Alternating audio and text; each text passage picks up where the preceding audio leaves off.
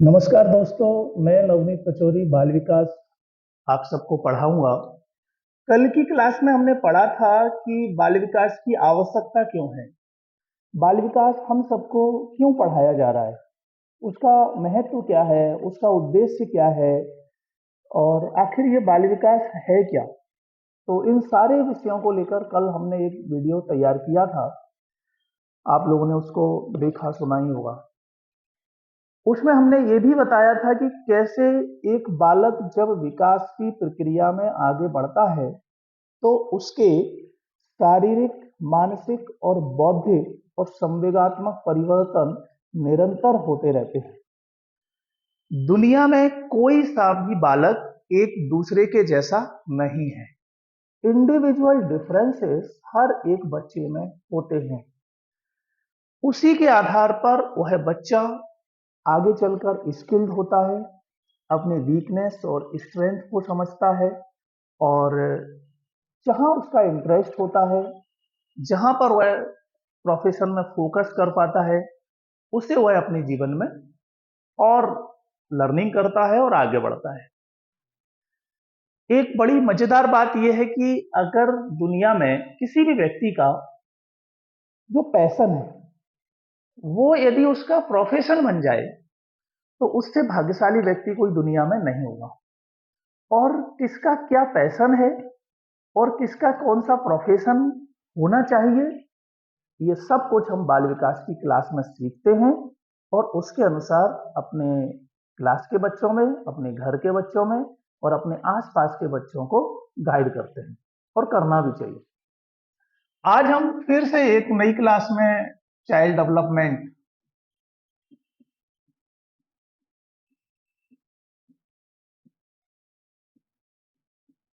आज हम इसकी कुछ डेफिनेशंस पर बात करेंगे।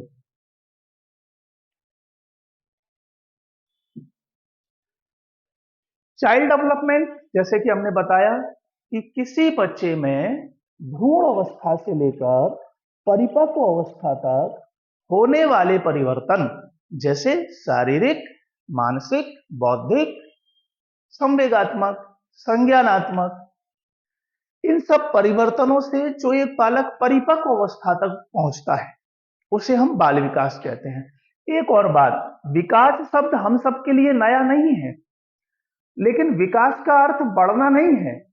विकास का अर्थ है यहाँ पर, विकास का अर्थ है यहाँ पर परिपक्वता। परिपक्वता, ये परिपक्वता क्या है? इंग्लिश में इसे हम मैच्योरिटी कहते हैं।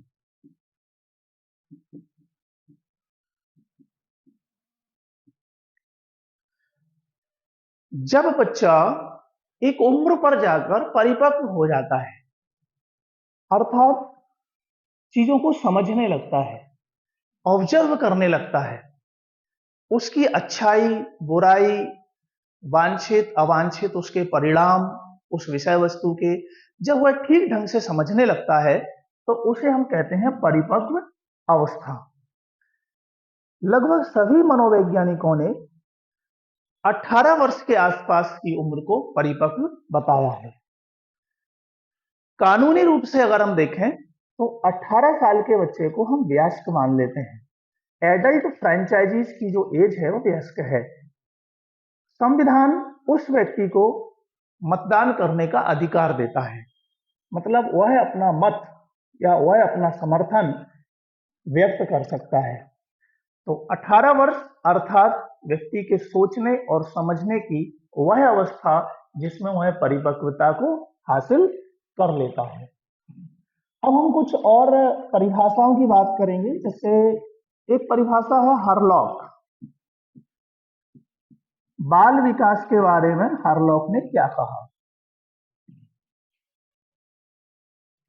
हरलॉक ने कहा कि भ्रूण अवस्था से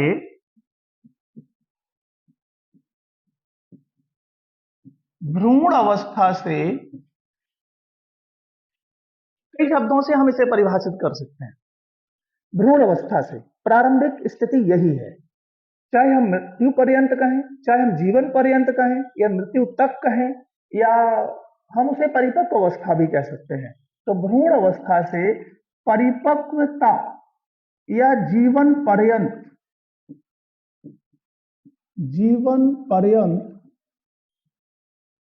चलने वाली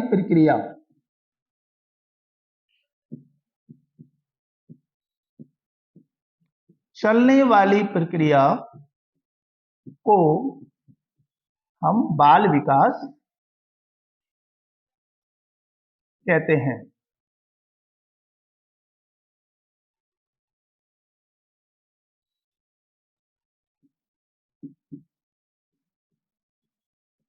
यह है बाल विकास। इसका अर्थ हम समझ रहे हैं कि विकास कभी न रुकने वाली प्रक्रिया है, विकास निरंतर चलने वाली प्रक्रिया है। ड्रेवर के अनुसार एक और परिभाषा, जेम्स ड्रेवर, इनका पूरा नाम हम लिखते हैं जेम्स ड्रेवर। ड्रेवर ने क्या बताया अपनी परिभाषा में कि विकास प्राणी में होने वाला प्रगतिशील परिवर्तन है।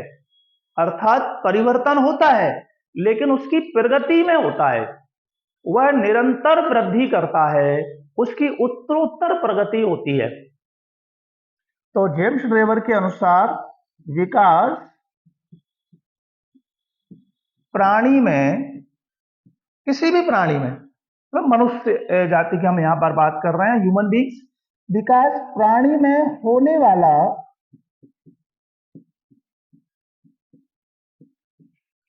प्रगतिशील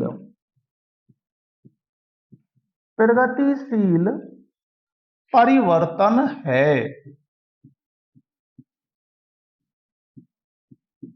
इसी परिभाषा का एक और पार्ट है जिसके हम एक और लाइन में लिखते हैं, वैसे इतने में परिभाषा कंप्लीट हो जाती है।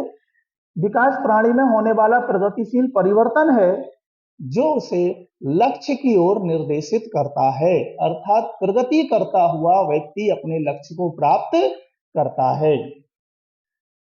जैसे हम इस कंसेप्ट को या इस कंटेंट को बाल विकास के अंतर्गत पढ़ रहे हैं, आप सवाल पूछ सकते हो कि क्या इसे हम बाल मनोविज्ञान के अंतर्गत नहीं पढ़ सकते?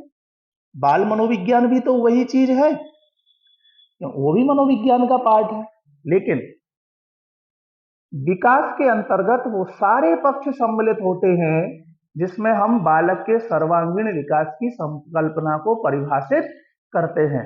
लेकिन बाल मनोविज्ञान में बालक के केवल व्यवहारों का अध्ययन करके हम उसमें एक सुधारात्मक प्रक्रिया को परिणाम तक ले जाते हैं।